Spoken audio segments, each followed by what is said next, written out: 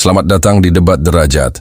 Setiap agama berdiri dengan keyakinannya sendiri dan semua mengklaim membawa kebenaran. Namun logika sederhana bertanya, jika semuanya benar, mengapa jalan yang ditempuh berbeda? Dan jika kebenaran itu satu, siapa yang benar-benar mampu membuktikannya? Dalam forum yang memanas ini, Pendeta Esra Soru melontarkan tantangan terbuka dengan menyenggol Islam. Tunjukkan bahwa Islam itu benar, bukan sekadar diyakini. Sebuah pernyataan yang sontak mengguncang diskusi dan membuat Ustadz Adi Hidayat bersuara. Bukan dengan emosi, melainkan dengan dalil, sejarah, dan nalar yang tertata. Di sini bukan soal siapa paling keras, tetapi siapa yang sanggup mempertanggungjawabkan keyakinannya secara intelektual. Islam juga percaya bahwa agama mereka adalah satu-satunya agama yang benar. Lalu tanya kepada mereka, ya, di mana Allah berkata bahwa Islam adalah agama satu-satunya yang paling benar dan tolaklah semua agama? Adakah pernyataan eksplisit semacam itu oleh Allah di dalam Al-Quran? Ada tidak? Tapi kenapa kalian percaya kalau tidak ada? Kalau ada, coba tunjukkan. Ya. Semua orang yang memiliki kepercayaan, dia punya keyakinan bahwa keyakinan itu akan mengantarkan dia pada maslahat. Silakan cek, kalau Anda tanyakan kepada non-muslim, dia pun akan yakin masuk surga. Anda tanyakan misalnya pada orang Nasrani, dia yakin masuk surga. Anda tanyakan kepada orang Yahudi, dia yakin masuk surga. Anda tanyakan pada diri kita sendiri, kita pun yakin kita akan masuk surga. Hanya di antara sekian keyakinan itu, kita bisa ukur mana di antara keyakinan yang membuktikan kebenaran dari apa yang diyakini. Sama, Anda ingin mengerjakan sesuatu, semua punya capaian, tapi kan semua capaian itu bisa diukur mana yang paling benar di antara semua itu. Saya beri contoh kepada Anda misalnya. Baik, jika ada orang mengatakan 2 kali 3 sama dengan berapa? 6 misalnya. 2 kali 3 sama dengan 6. Ada yang yakin 2 kali 3 sama dengan 5. Ada yang yakin 2 kali 3 sama dengan 7. Ada yang yakin 2 kali 3 sama dengan 6. Bagaimana membuktikan keyakinan ini? Mana yang paling benar di antara yang 3 ini? Maka perlu diuji dari semua keyakinan itu untuk menentukan mana yang paling benar dari semua apa yang diyakini itu. Baik, mari kita buktikan misalnya dari semua apa yang tadi diyakini, kita mesti bedakan. Ini ada 2 pertanyaan. Apakah ketika kita akan yakin masuk surga termasuk tasyabbuh? Yang kedua, bagaimana menguji keyakinan antara yang paling benar sehingga iman kita yakin terhadap apa yang kita yakini. Baik, saya mulai dari yang kedua dulu. Quran surah ketiga Ali Imran ayat 19, paling kiri sebelah atas.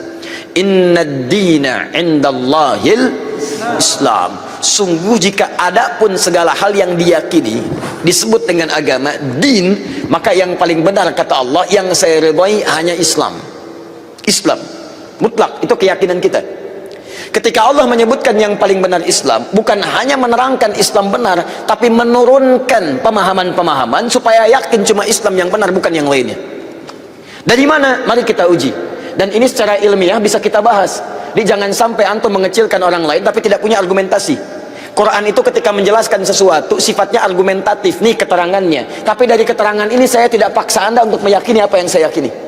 Anda mau silahkan, saya nggak paksa. Itu indahnya Quran. Buka Quran surah kedua ayat 256 paling kiri sebelah bawah. La ikraha fid din. Tidak boleh paksa orang untuk memeluk ad-din. Din yang dimaksud Islam. Quran surah 3 ayat 19. Innad dina indallahil Islam. Di dalam Islam nggak boleh paksa orang, apalagi dengan senjata, nggak boleh. Tembak orang, bom orang, bunuh orang, itu nggak boleh, dilarang. Ya, saya pernah dengar kejadian bom Jalan Tamrin itu. Baik, setelah itu saya ke Lampung, ada pertanyaan, Ustadz, apakah bom di Jalan Tamrin termasuk jihad fisabilillah? Masya Allah. Saya bilang, Pak, alhamdulillah, sependek pengetahuan saya, jihad fisabilillah itu jihad di jalan Allah, bukan di Jalan Tamrin. Ya gak beda, kaidahnya lain. Sekarang perhatikan kata Quran, jangan paksa orang. La ikraha fiddin, lakum dinukum waliyadin. Tapi Quran menerangkan, ketika Anda tanya dari mana taunya Islam benar yang kamu yakini, diturunkanlah variabel-variabelnya untuk membuat Anda berpikir di situ. Contoh, dari aspek ketuhanan kan yang paling penting, paling substansial, paling esensial, yang paling kuat dalam tatanan keyakinan itu adalah aspek ketuhanan, uluhiyah. Yang membedakan satu keyakinan dengan yang lain adalah konsep ketuhanannya. Dalam Islam tidak ada yang paling jelas dibanding keyakinan lain tentang yang menjelaskan tentang ketuhanan kecuali dalam Islam. Contoh, saya berikan gambaran, mohon izin. Siapa Tuhan kita? Allah. Perhatikan baik-baik. Perhatikan, ketika Anda menyebutkan Allah, turun perintah dari Allah. Jangan cukupkan katakan Allah. Jangan cukupkan, tapi Anda mesti punya ilmu untuk menetapkan kenapa Allah yang dianggap Tuhan. Kenapa Allah yang kita yakini sebagai Tuhan. Perhatikan, ketika Nabi ditanya oleh orang-orang kafir Quraisy pada saat itu, "Hei, man rabbuk? Man rabbuk?" Karena ketika turun ayat, "Qul a'udzu birabbin nas, qul a'udzu birabbil falaq." Rabb. Kata mereka, siapa Rabb itu? Karena ini Tuhan-Tuhan kami pun, Lata, Uzza, Manat itu Rabb juga. Rabb kamu siapa? Turun, qul huwa, katakan huwa yang disebut Rabb itu Allah. Saya tulis Allah. Ketika menyebutkan Allah, perhatikan Quran surah 47 ayat 19, fa'lam, Anda mesti punya ilmu, annahu la ilaha illallah, untuk menetapkan tiada Tuhan selain Allah. Nah, sekarang lihat baik-baik ya. Dari namanya saja Allah sudah menerangkan, saking jelasnya konsep ketuhanan dalam Islam, namanya saja itu tidak ada bandingannya. Kul, katakan Muhammad, huwa Allah, dialah Rabb itu Allah Ahad, yang dari sifat namanya dia punya sifat Ahad. Lihat sini. Kata Allah, kalau ada satu yang disebut Tuhan, dipertuhankan, maka ciri pertama dia mesti beda dengan makhluk.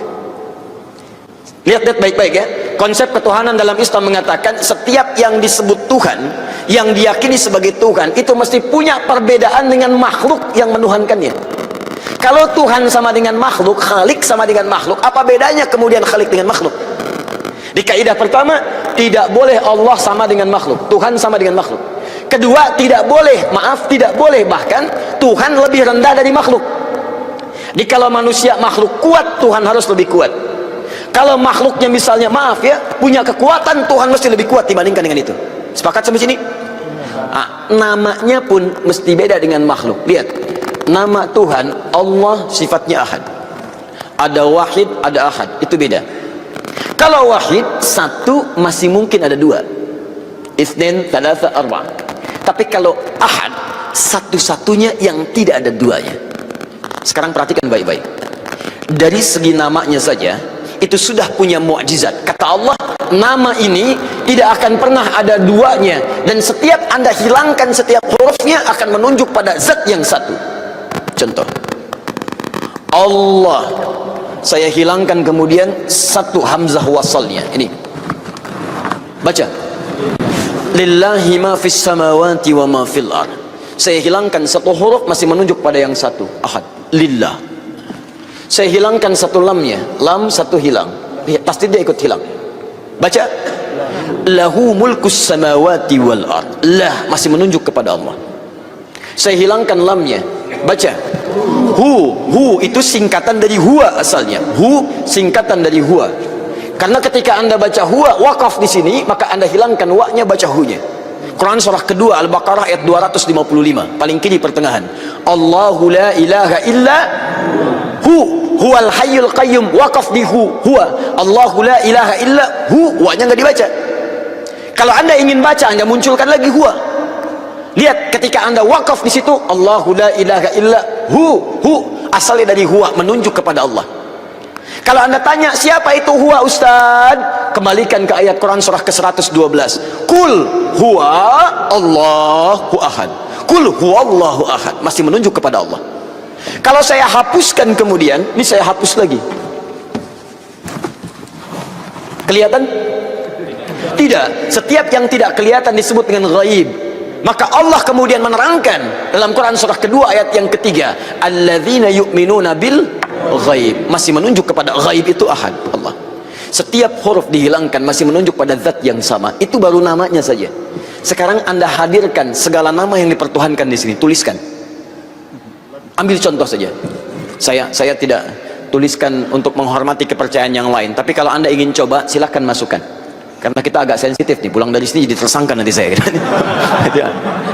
Misal, ada yang mempertuhankan dengan nama, misalnya, misal dengan nama yang luas. Misal saja, tulis, buang S-nya, jadi apa? Menunjuk pada makna yang berbeda. Buang I-nya, jadi apa? Buang L-nya, jadi apa? Buang U-nya jadi apa? Buang T-nya jadi apa? Nggak ada sama sekali. Masukkan nama-nama yang dipertuhankan, tuliskan hurufnya, tuliskan namanya. Semua nama dari kepercayaan apapun, tuliskan. Ketika Anda hilangkan setiap hurufnya, tidak akan menunjuk pada zat yang sama. Perhatikan, dari namanya saja sudah menunjukkan bahwa ini nama bukan nama biasa. Jadi benar ketika Allah mengatakan memilih namanya fa'lam annahu la ilaha illallah, ini menunjukkan keyakinan yang paripurna. Baru namanya. Saya belum bicara rububiyahnya, saya belum bicara asma wa sifatnya, itu saya baru bicara tentang namanya saja. Maka kalau namanya saja sudah punya mukjizat jauh dibandingkan yang lainnya, maka bagaimana kemudian kita menolaknya sebagai Tuhan? Belum yang lainnya, lam yalid wa lam yulad, tidak diperanak dan tidak diperanakan. Kalau Tuhan itu hasil dari anak, berarti sama dengan makhluk. Lihat kan bedanya, Tuhan Khalik mesti beda dengan makhluk. Manusia mengandung melahirkan, Tuhan tidak boleh mengandung, tidak boleh melahirkan. Kalau Tuhan mengandung melahirkan, berarti sama dengan makhluk. Jelas ya? Baik, makanya Allah menolak. Saya tidak dilahirkan, saya tidak melahirkan. Kalau saya punya sifat itu sama dengan makhluk. Kalau kalian menyamakan Tuhan, kenapa kalian menyembah Tuhan? Masing-masing aja ngaku Tuhan. Walam yakul lahu kufuwan ahad, dan tidak punya partner dalam kekuasaannya. Wah, kalau punya partner bahaya. Tuhan ini pengen begini, Tuhan itu pengen begitu. Ya, ada Tuhan pemberi nikmat, ada Tuhan pemberi azab. Begitu mau diberikan nikmat, kata yang azab, jangan, karena saya mau mengazab itu. Kata yang memberi nikmat, jangan dulu, saya berikan itu. Ribut sama Tuhan. Jelas ya? Jadi kalau kita meyakini misalnya Islam agama yang hak, kemudian itu mengantarkan kita ke surga. Ketika Anda yakin dengan Allah, disebut beriman. Iman syarat pertama mengantarkan ke surga. Karena itu ketika Allah menyebutkan kalimat surga pertama dalam Quran, surah kedua Al-Baqarah ayat 25, paling kanan sebelah atas, maka disebut kalimat iman dulu. Wa basyiril ladzina amanu wa 'amilus salihati anna lahum jannatin tajri min tahtihal anhar. Berikan kabar pada orang-orang beriman dan beramal saleh, maka mereka mendapat kesempatan untuk bisa masuk ke dalam surganya Allah yang mengalir sungai-sungai keindahan di dalamnya. Jadi ini yang pertama. Jadi kalau ada misalnya, mohon maaf ya, mohon maaf, orang-orang meyakini, oh agama saya benar mengantarkan ke surga, kita bisa uji dengan keterangan-keterangan dalam Al-Quran. Jelas ya? Perdebatan ini bukan tentang menjatuhkan iman orang lain, melainkan menguji apakah keyakinan hanya diwariskan atau benar-benar berdiri di atas kebenaran yang kokoh. Ketika tantangan dilempar dan jawaban disampaikan, keputusan akhirnya tidak berada di atas panggung perdebatan, melainkan di dalam nurani masing-masing. Tinggalkan pandangan Anda dengan jujur, karena bisa jadi kebenaran tidak datang dari siapa yang paling lantang, tetapi dari keberanian berpikir dan jejak komentar Anda hari ini. Dan bila diskusi berkelas seperti ini layak terus dihadirkan, pastikan Anda tetap mengikuti dan berlangganan channel ini.